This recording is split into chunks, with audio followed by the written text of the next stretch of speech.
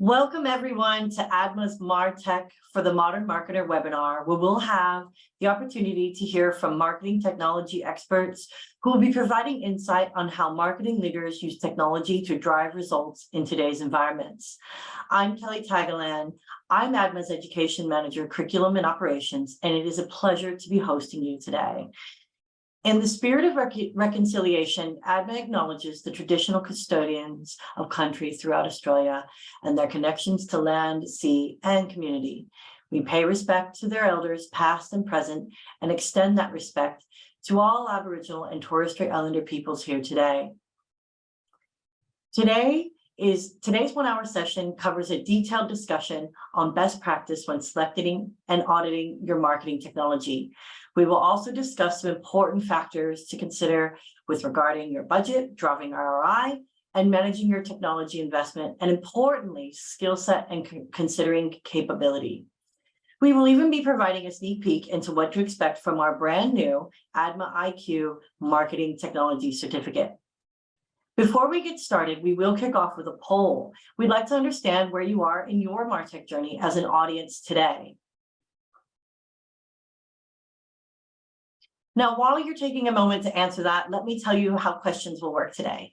You can ask our experts on the panel by using any question you have by using the Q&A function found at the bottom of your screen, with questions going right to our moderators. Understand that the chat function isn't operational for today's webinar.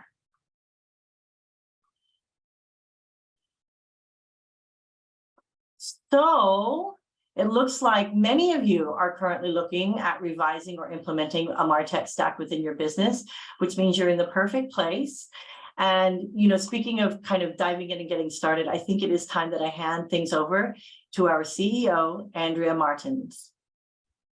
Thank you, Kelly. Good afternoon and welcome to ADMA's IQ Best Practice webinar series with today's topic, Martech for the Modern Marketer. For those of you that I haven't met, my name's Andrea Martens and I'm the CEO of ADMA. A special welcome to our ADMA members and a big thank you to everyone for taking the time out of your busy days to invest in yourself, your education, and sharing our passion for the marketing industry. As the principal industry body for data-driven marketing and advertising in Australia, ADMA's mission is to guide marketers of all career stages and provide them with marketing intelligence to keep ahead of the curve. ADMA supports its members with opportunities for education through in-person and online learning, networking events, advocacy with government and regulatory bodies. And additionally, as an industry association, we're committed to providing Australian marketers with the updates and resources to help expand their breadth of knowledge, both now and into the future. So, in today's webinar, we're going to take a look at one of the big trivial pursuits modern marketing leaders are faced with. How do you choose the right marketing technology to drive cost-efficient results and, importantly, ROI for your brand and for businesses? In today's session, we would like to set you along the path to a better understanding of Martech with a view to leave this session feeling a little more confident in how to invest your Martech budget.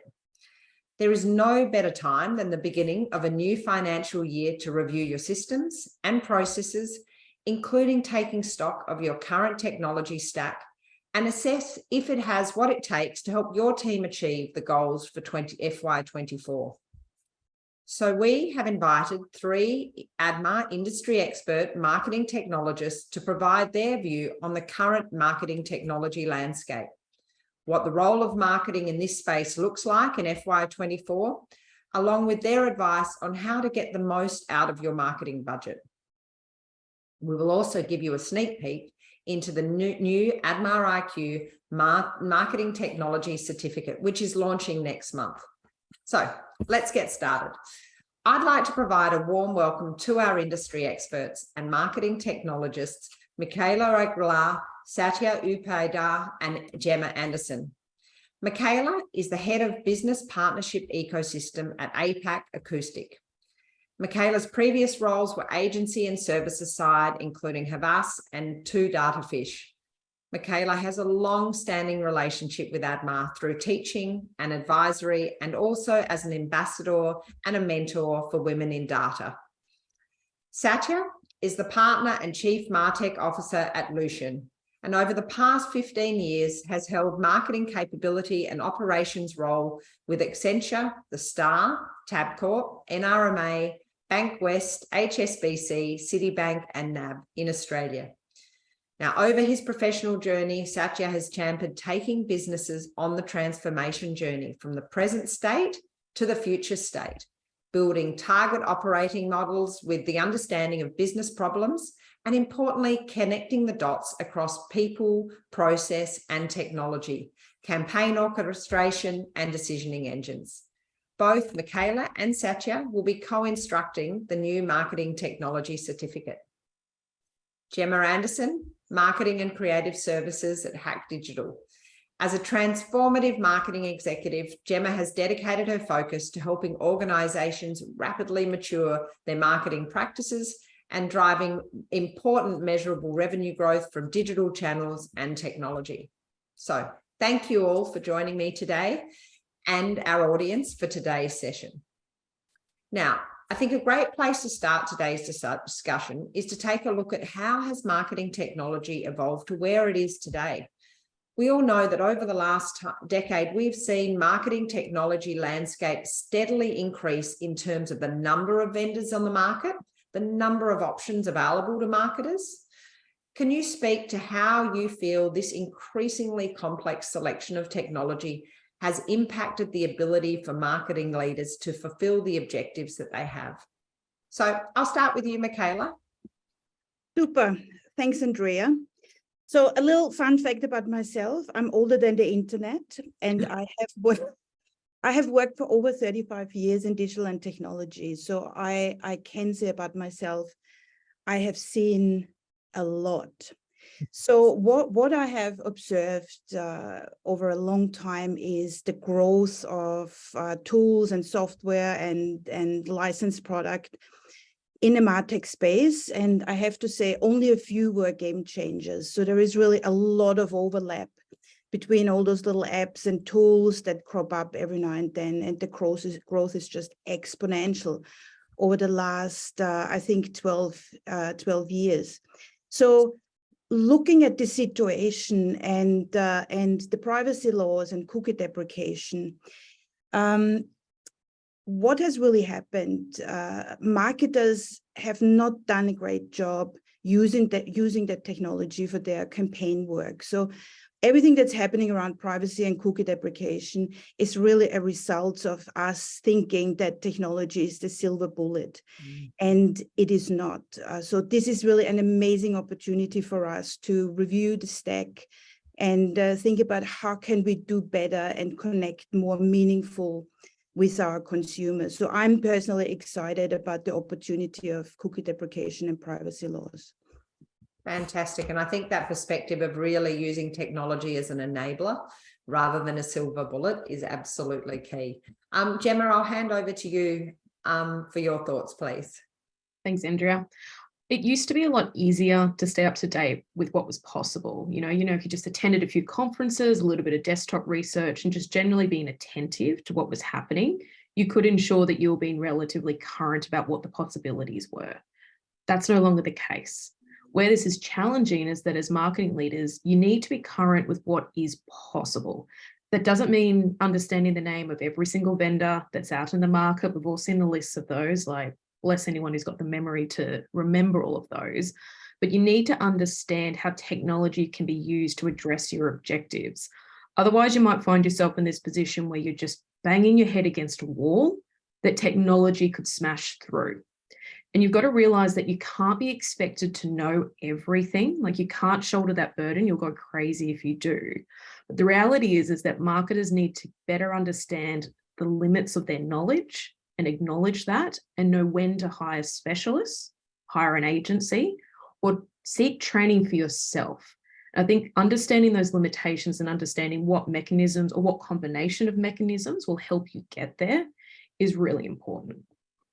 Fantastic. Thank you. And Satya, your perspective on this? Yeah, thanks, Andrea. I just pick on when Michaela said she's older than the internet. So just give you some numbers and perspective of how the marketing technology landscape has actually grown over the years. So Marketing capability and technology over the last 12 years has seen a phenomenal growth. When Scott Brincher, who's defined as the father of marketing capability and technology, first published the marketing technology Luminoscape in 2011, where you had about 150 solutions. Now, fast forward 2023, in 12 years, that's gone up to more than 11,000 solutions, which is a phenomenal growth of about 7,258%. If you look at the global scale of Martech and sales tech from a dollar perspective, is sitting at about $510 billion as of 2023. The whole marketing ecosystem is divided into 6 distinct areas of advertising and promotion, content and experience, social and relationship, commerce and sales, data and management. And if you can see in the slide, it's actually very complex, confusing and convoluted. It seems that one tech is blurring into the other, and the vendors actually don't do a good justice in actually segregating that and making that very clear. So Martech effectively is more or less of a stack and more of a fragmented piece of technology that have evolved over time.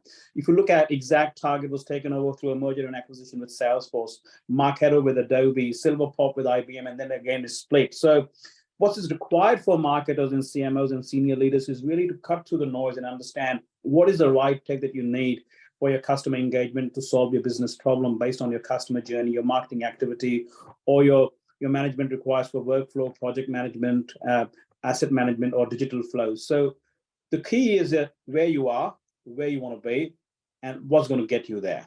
That's where you need to focus on. It certainly has become incredibly complex. And I think the choices that marketers have at their disposal being so broad and covers on so many different functions of marketing. So that really is a challenge.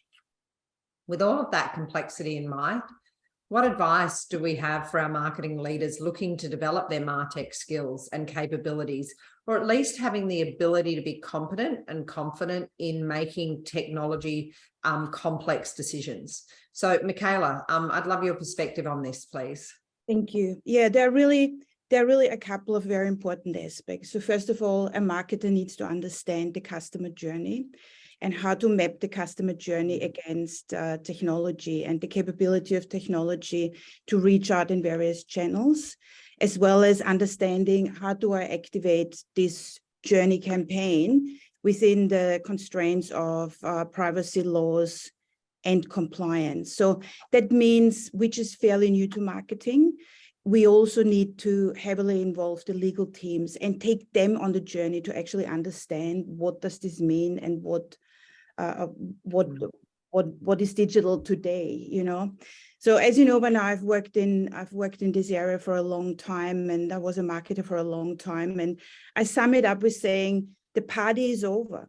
Marketing, there was a time when marketing was really glamorous, but now marketing has to be highly accountable. So we talk about total cost of ownership, return of investment. So how do you actually provide this based on the stack you have as a modern marketer? So it's not that you have to become an expert in CRO and personalization and data privacy and all kinds of other areas that are important today, but you need to understand the basics. And most importantly, how to increase customer lifetime value and your bottom line, you know, and how do you actually lead a team of experts who has to put those journeys in place, and how do you do this in a scalable way and not just a journey a year, for examples. So I think my guidance is not everyone needs to be a deep subject matter expert, but how do you bring this team together to create a consistent customer experience to clients rather than a piecemeal piece where, yeah, the email is great, but the testing doesn't work properly and the website experience is different again. So they are really the challenges for marketers today. Yeah, and I think that point on accountability can't be understated, right? Can't be overstated, sorry. It's, you know, at the end of the day, that's ultimately what businesses are looking for, is delivery of results. And the expectation is, with the level of investment that goes into Martech and the level of resourcing to really enable it, there is going to be an ROI that businesses need to see from it. So, and that sits ultimately with the marketer, because that's where the decision to invest has come from. So really good points. Thank you, Michaela. Gemma, your perspective on this in terms of where the marketer needs to focus. Michaela's making me nostalgic for all the good old days where everything was fun and flashy. And it just kind of triggered a memory for me, actually, where I actually saw that transition in a role I was in, where I was working on innovation projects. And at that point in time, that meant fun, flashy, disruptive activations.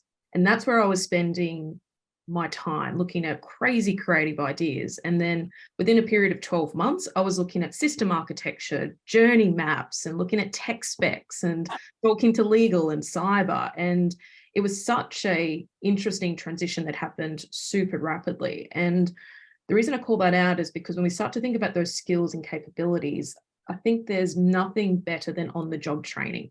And the reason I saw that transition in my role is because I said yes.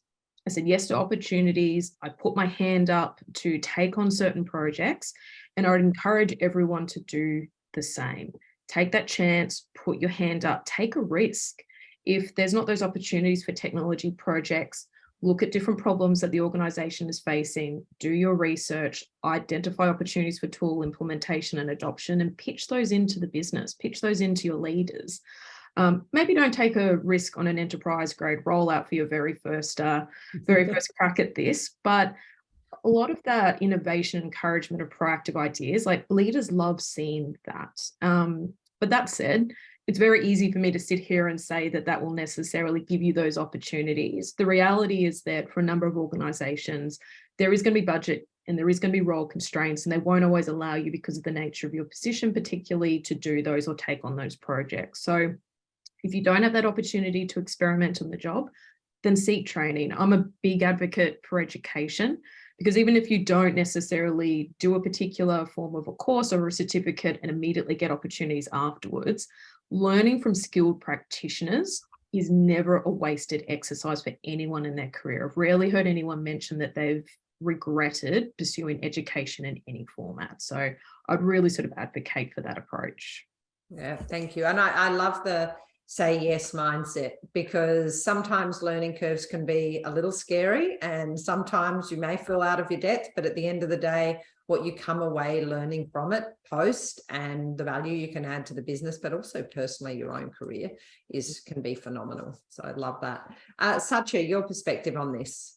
Yeah, just to add on, I think Michaela said the party's over and Gemma said it's fun and flashy things are over. So I guess in my view, the way I define the future of marketing is going to be a data-driven, insights-led, analytically powered, and tech-enabled. And if you look at that sentence, there's too much of emphasis on data and tech, and that's how I see marketing evolving, with with a lot of influence of data and tech, and it's going to be dependent on data and tech, which means that the future generation of marketers need to be data and tech literate, and what I call them as digi marketers or technical marketers, which means that the skills and profiles that they had earlier, as Gemma was pointing out earlier as well, is brand, creative, and content that needs to now flick through the weaves of data and tech to drive your customer journeys. There's a lot of new learnings that are going to happen. They're going to learn new terminologies, decisioning engines, orchestration engines, execution engines, sandbox, POC, which is a proof of concept, MVP, which is a minimum viable product. They'll talk about agile delivery.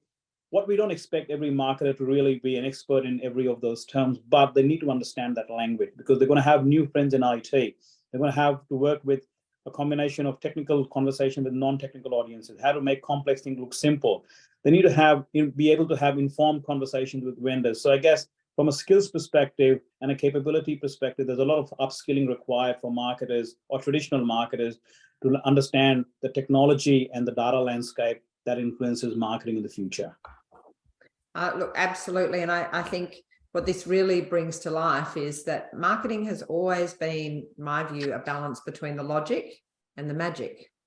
And for a while, there was probably a little more magic and a little more of the creative but now that balance is really, really important in terms of remaining in terms of the data focus, the insights focus, the tech focus, to bring to life the magic for the consumer. and to, at the end of the day, give them an incredible experience.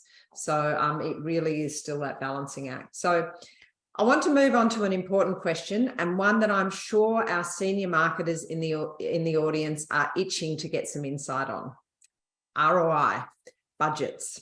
So Martech can come with big budget spending, and in an era where marketers are being asked to reduce spend, reduce headcount, increase ROI, what advice do you give marketers working in growing businesses without big spend or with reduced spends? And how can they make the most of the resourcing that they have access to?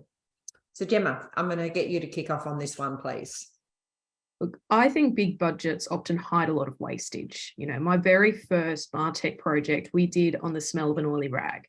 It was with a single resource, unlimited budget, and we were live in a matter of months. So you can imagine my surprise when I went to a conference where I was asked to speak on that, to find out all my competitors had done the same rollout with multi-million-dollar budgets, full teams, and none of them had finished their implementation because those budgets and those people were proving to be more of a hurdle than an enabler. Scarcity often forces innovation, and it enforces a critical review of what you're paying for and a sharper focus on that ROI. Smaller budgets also force a true MVP mindset, so minimal viable product mindset in terms of the technology. Do you need the biggest and the best? I think it's a real fallacy when organizations have never done something before, let's say personalization, and immediately go out and buy the most expensive thing on the shelf. Personalization might not work. It might not work in that context. It might not deliver value, but now you've suddenly got this huge license fee, huge resource fee. And it's also going to provide a case study to the business of a failure of technology, a very expensive failure. So I'm a big fan often of starting small, starting with something that often you might even be able to go and like put your credit card down rather than going through a very extensive procurement process, which I know my friends in procurement always hate to hear. But starting small, prove the value, prove that a tool can actually deliver value back to the business. And also it gives you an opportunity to actually understand how the technology works and what your true requirements are versus what other people's requirements are, because different organizations put different value on different requirements for technology. The other thing I'd say when you are having a smaller budget, again, an opportunity here is that a trap that a lot of organizations fall into is prioritizing integration over value realization. And often that is where things slow down. If you don't even know that a technology, again, let's pull out personalization. If you don't know that that's necessarily going to deliver value for your organization, you can often spend a good 12 months just trying to integrate it with the rest of the tech stack, which will slow it down. So again, I think that having that scarcity can really sharpen focus, and it should be seen as an opportunity rather than a problem that you've got to approach for. So I'm a huge fan of doing a lot with small budgets. It's just a case of framing a positive mindset around it more so than a negative one.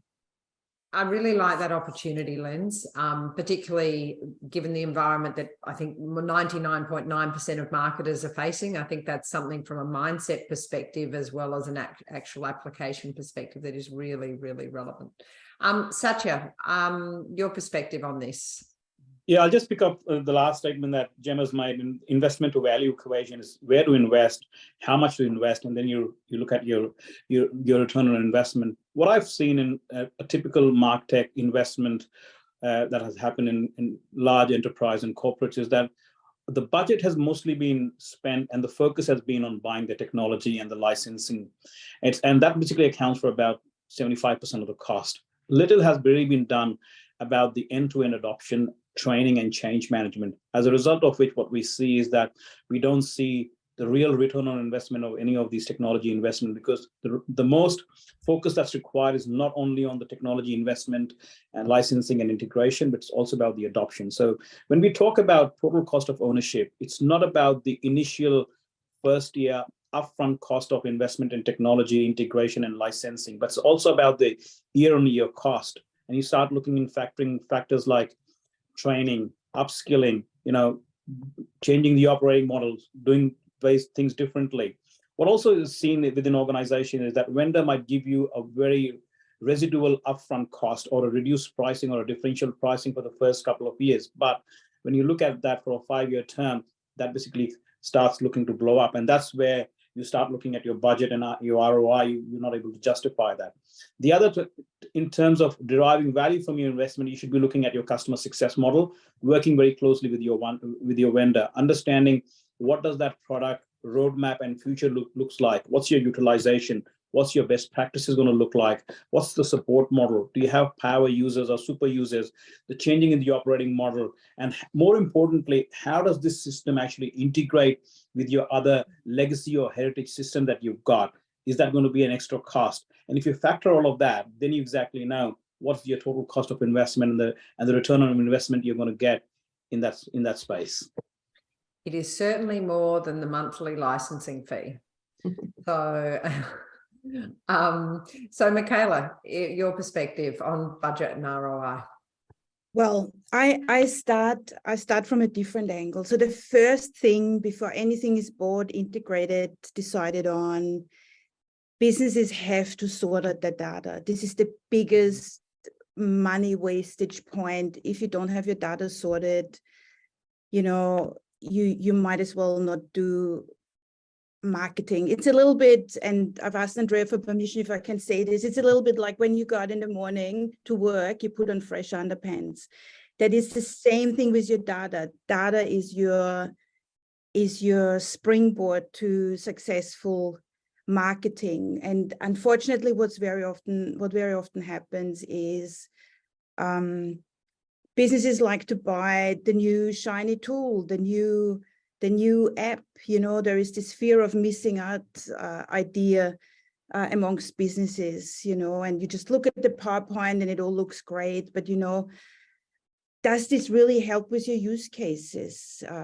What type of personalization can you really do? What training do you need? Who do you need to hire? You know, how do you scale it? How do you create velocity in your approach? You know, and what is very often missing when you look at budgets is a lot of money is spent on software, but then what budget is allocated for training, for change management, for MVPs, etc., etc. So I find there is a lot of improvement necessary. And I know data is difficult and it can be boring. And I think the problem is no one gets to Cannes because they have found their golden record and they have consolidated their data sources. Maybe, Andrea, there's an opportunity that we can have a new golden record award in, I don't know, Cannes, for example. Yeah.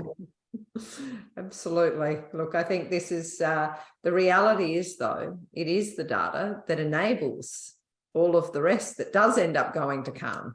So, you know, without that right, then there is no trip either way. So really, really great advice. Now, remember, audience, we're taking a few questions at the end. So I'm sure that you might have a few questions, so send them through. And we will do our best to table these at the end. Now, marketing technology auditing. I'm really keen to hear some thoughts of best practice and how to begin the process of bringing in new marketing technology. How do you vet all these solutions? How do you look at all the tools and options? What process is the right process to undertake to account for the technology that not only sits within the marketing department, but ultimately it impacts the total business because it does integrate with the total business. So, Gemma, your point of view, please. Look, I think two things that particularly tend to get overlooked here is when vetting tools is the path to adoption and the longevity of the tool. Often when we go through these processes, it's very easy to select the latest, greatest shiny tool because there will be one thing at that point in time that's top in some sort of Gartner chart or someone else's chart or who's at every single conference with every single use case. And it's very easy to get caught up in the Me Tooism and say, that one, everyone else is buying it. So that one, that's the safest choice. So for me, what's really important, particularly when you're looking at technology that does impact the business and other areas are integrating or leveraging and is very exposed for the marketing division, is asking very specific questions about that vendor's own investment in their technology. How much are they spending? How much are they innovating? How often are they releasing new features? What features are they focusing on? What is their product strategy? I have met with vendors whose product strategy is to very much invest in critical capabilities that are of zero interest to my organization, because they are trying to serve many, many masters. And that might be fine for them, but not fine for me and my long-term objectives either.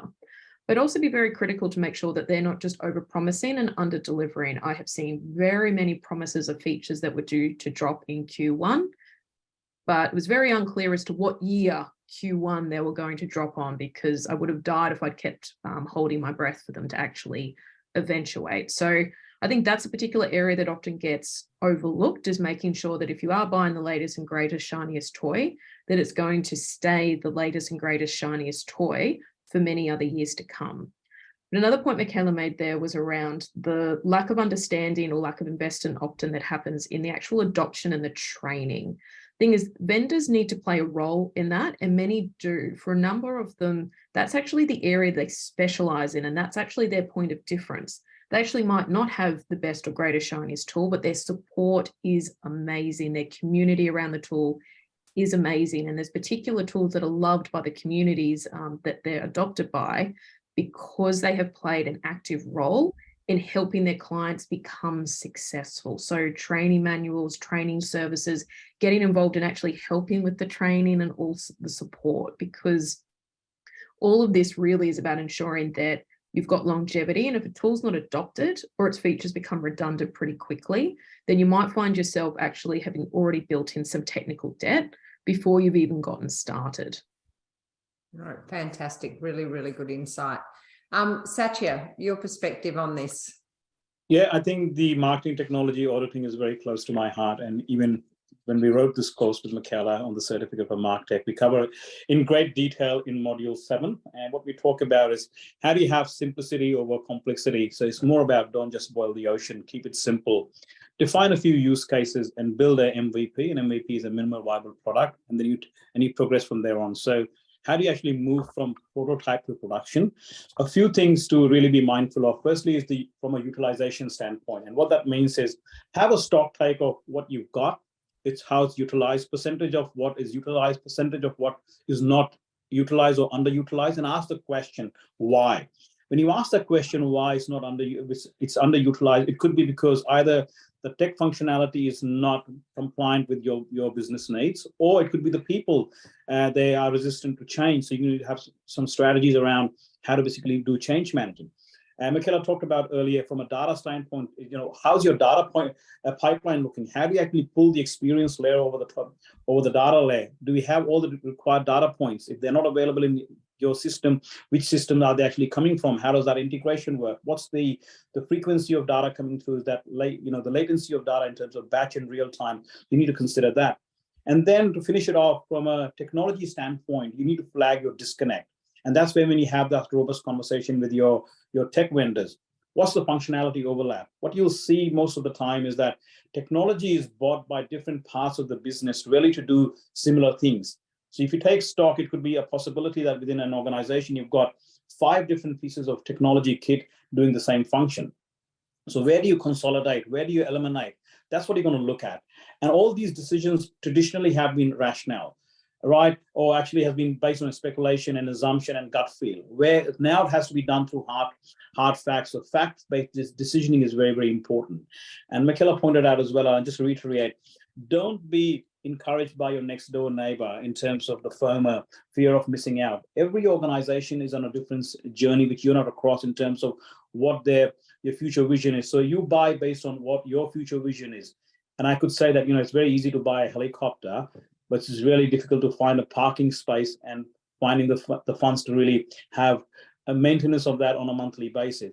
Last but not least, what's very important in auditing is really having a robust conversation between the 2 C's, the CMOs and the CIOs. The CMO is predominantly looking more on customer experience, whereas the CIO is more concerned about cost efficiency and integrating with other systems. So those type of conversations really need to happen. And if you have that, and in addition to what Gemma and Michaela have talked about, you really have a good understanding of what the auditing of your tech stacks looks like. Fantastic. Thank you so much, Satya. Michaela, I'd love your perspective on this, please. Yeah, I come from vendor side, and I find that a POC is always a great way to assess technology because the proof is in the pudding. PowerPoint is patient and you can more or less write anything on it, but you need to, as a buyer, you need to have proof that the technology actually works as it is sold, and the POC also gives you the opportunity to get your team involved and look at it and try it out and see how it handles. And it gives you an indication, what is it actually like to work with the people behind the technology or the implementation partner, because very often we forget all the people that are involved that have to work together as part of a team effort over a long period of time. Whereas if you look at the practice of RFPs, request for proposal, it's just lists that are compared, and then one scores half a percentage point higher than the other one, and this is chosen, but maybe for the wrong reasons. It's a lot of work and a very ambiguous outcome, And one other really super important thing is always choose a vendor who has the data hosted onshore based on the privacy laws and issues that we are facing. And not all vendors have that, and there are maybe exceptions, but always preference a vendor who can show that they have the data actually in Australia. So what we have added is a resource as part of this webinar where you can actually get started and look at what Martech do I actually have in my business? How do they relate to each other? It's a really easy worksheet for you to have a look at and investigate.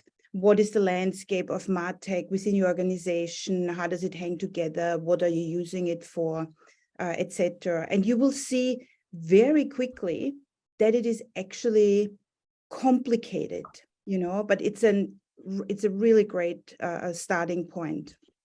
Yeah, it's super helpful tool. I think that'll just be a fantastic resource for the team that I know that our team of industry experts and the ADMA education team have worked on.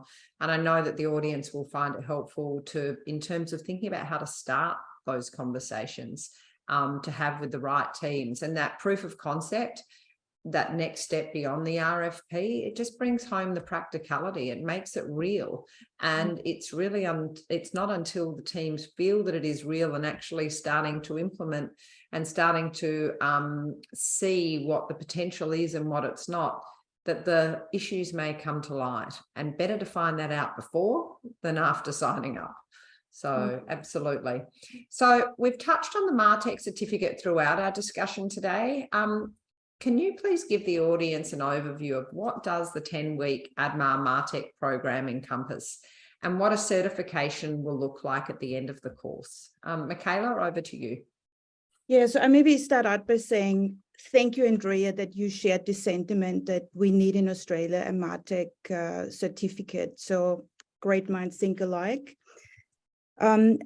I was always my whole career more on the services side. And like I said, I recently joined a vendor. So I have seen the whole gamut, the good, the bad, and the ugly. And this was one of the reasons why I thought, wow, we really need to help solve this problem because it affects everyone.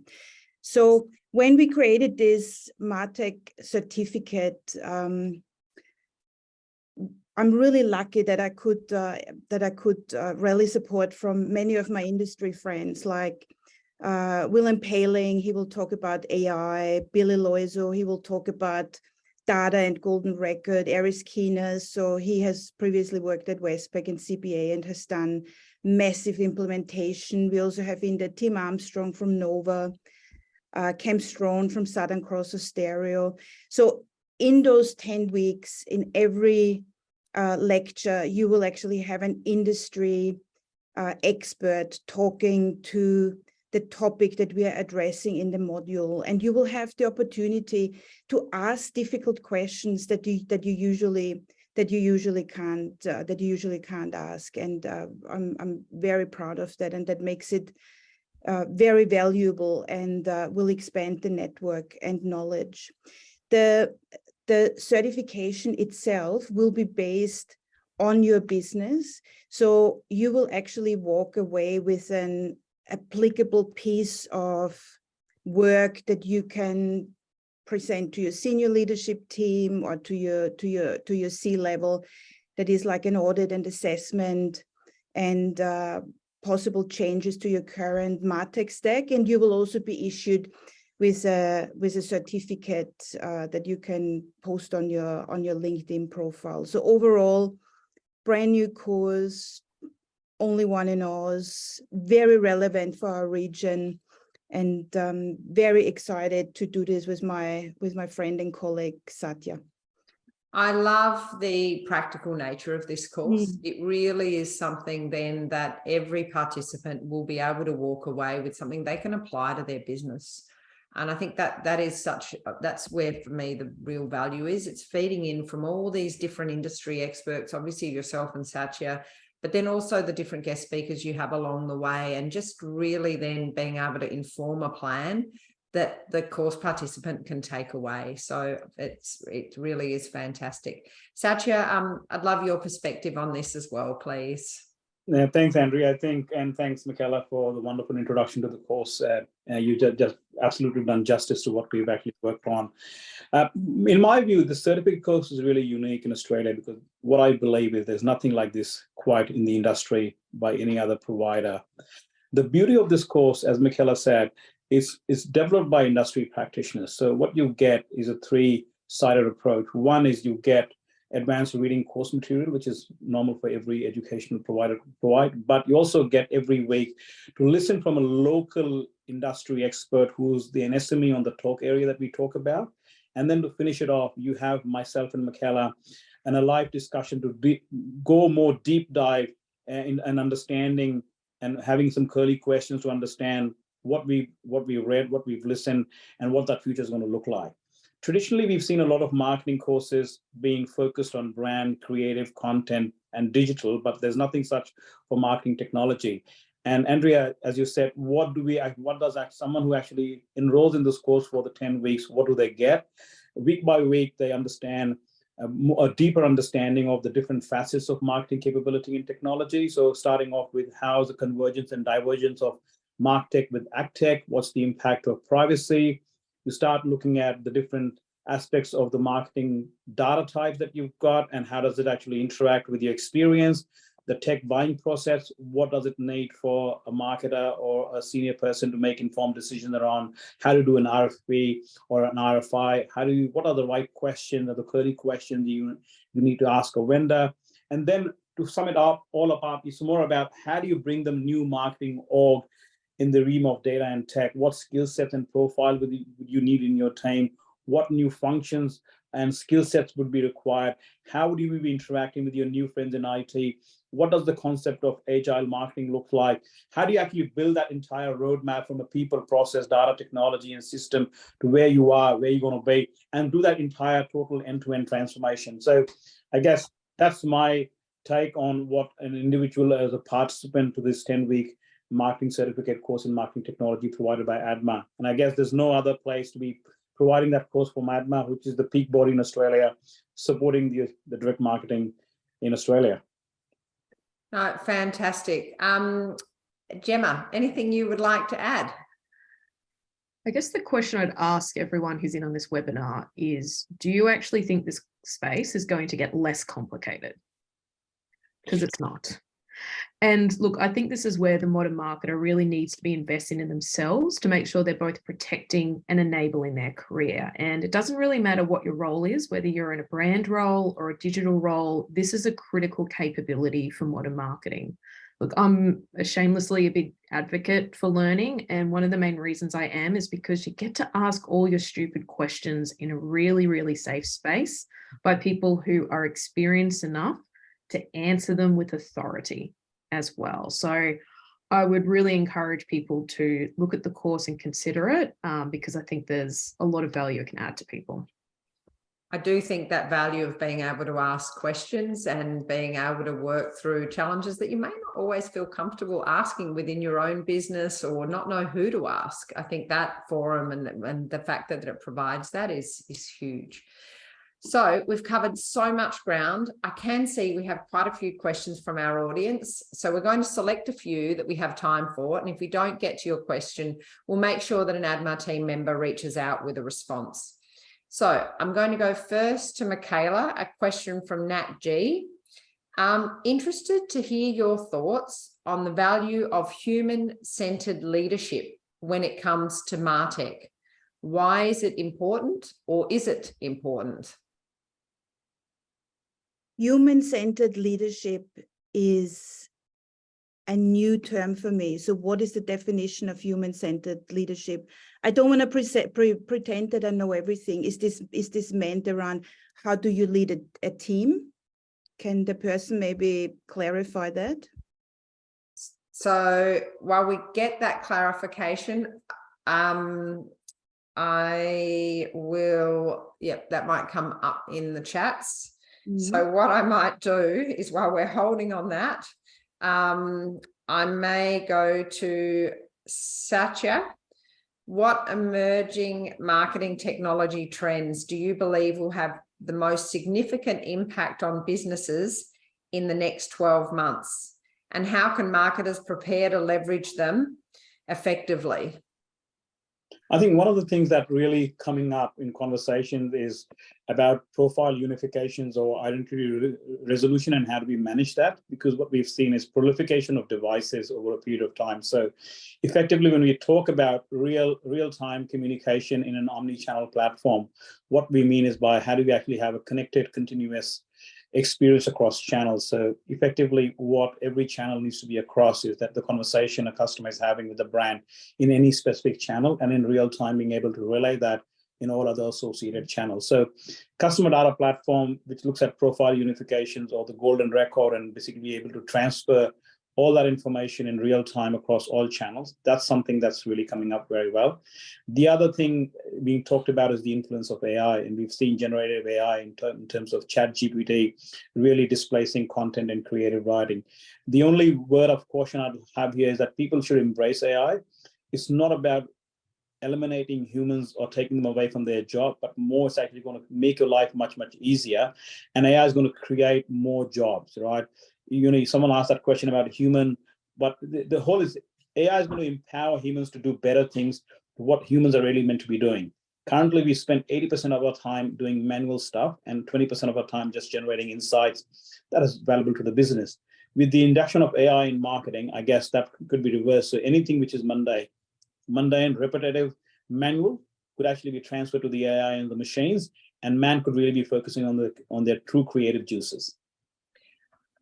Fantastic. I think, yeah, absolutely. I would say there's not a marketer that hasn't been impacted by the likely changes coming from AI or through AI in their roles. What I will say to that as well is that it does need to be balanced out with appropriate governance, and really considering of how businesses want to approach the use of AI to make the most of it, but also ensure that there's not the misuse. So it will be, you know, it's a journey for businesses as well as for marketers. Gemma, a question through to you. With the Martech ecosystem continuously expanding, finding and retaining top talent in this field can be really challenging. What recruitment and retention strategies do you recommend to build and maintain a skilled and motivated Martech team? So I think there's kind of two components to that. There's the recruitment and then there's the retention. And I think on the recruitment, hiring managers have to be confident in hiring for potential, which is a different way of thinking about the hiring process. I have always taken a philosophy of hiring smart people with the right attitude and empowering them. What I find particularly important trait in this space is self-motivated learners, like the people who I've found that I've hired that I've kind of almost broken my arm patting myself on the back for hiring were people who were going and learning how to code Python on the weekend because that's what they love doing. And those are the people you want to hire because they're passionate and they're keen about the space. But then when you hire that type of talent, You have to fulfill your end of the bargain and empower and train them. Don't say no to the course. Don't say no to the training day. Don't say no to them going away to that community group and meeting with their peers and talking about their problems. You have to continue to train and invest in them if you actually want them to live up to the potential that you saw in them. The other thing I'd say about retention is that I have seen various circumstances where the Martech team inside a marketing department is very much alienated from the rest of the team. They get the EDM briefs last minute. They get these campaign requests last minute. They just don't really kind of feel a sense of connection and purpose with the broader marketing engine. And for those who are leading the teams, that is a problem you have to solve. You have to give that team who is working on the technologies a sense of greater purpose. They have to feel connected with the objective. They have to feel connected with what you're trying to achieve as part of the broader marketing engine. Otherwise, they're just going to feel like code monkeys who don't really kind of feel a sense of reward from what they're doing. At the end of the day, everyone, regardless of what they do, needs to feel a sense of purpose and reward in order to be motivated. So connect them in with the mission, connect them in with the objective, and connect them in with the results. And when those results come in, award them, recognize them, celebrate them as well. Love it. Absolutely love it. Which actually talks a little bit to human-centered leadership, which a little bit of confusion around that definition. In my world, that is just leadership. So maybe that's a little bit why there was a little, but I will hand the question back to Michaela to say the value of human-centered leadership when it comes to Martech, and why is it important, or is it important? So fully admit, while everyone else was talking, I Googled it a little bit and read up. So I actually worked for a company a long time ago called ThoughtWorks. So they were leaders in agile software development. So they really created that, coined the term. There was the Agile Manifesto. So I think human-centered leadership, from what I can see on the surface, is agile with more empathy. That's how I interpret it. And I agree with Andrea that it is good leadership. You should always innovate. You should always be empathetic. You should always listen to your team. But you need to be strict when it comes to KPIs and how far the team can go within a framework. How this applies to Martech is you have so many components, that you really need to be careful how and when you innovate, and most importantly, how you measure that. Sort of what is this framework and measurement around that? And that also fits in a little bit into what Gemma was asked. Having the opportunity as part of a team to innovate, be heard, and create ideas is also a strategy to retain. Because what I have seen is where people get bored and it becomes a routine, they just look for the next job. So yes, I'm a supporter of human-centered leadership since today. And probably been doing it for all of your life. But again, forever, that's right. It comes back to the logic and the magic, right? Again, the magic of the human. And then the logic part is, you do need frameworks and you do need guidance, and you do, and it really is the two combined. Look, we've covered so much ground, but sadly that is all that we have time for today. A huge thank you to Michaela, Satya and Gemma for taking us through Martech for the modern marketer today. Thank you to our audience for carving out time in your busy day to invest in your learning and development. I look forward to seeing you again soon. I'm now going to hand over to Kelly to close out the session and give you some further information about the upcoming ADMA Marketing Technology Certificate. See you next time.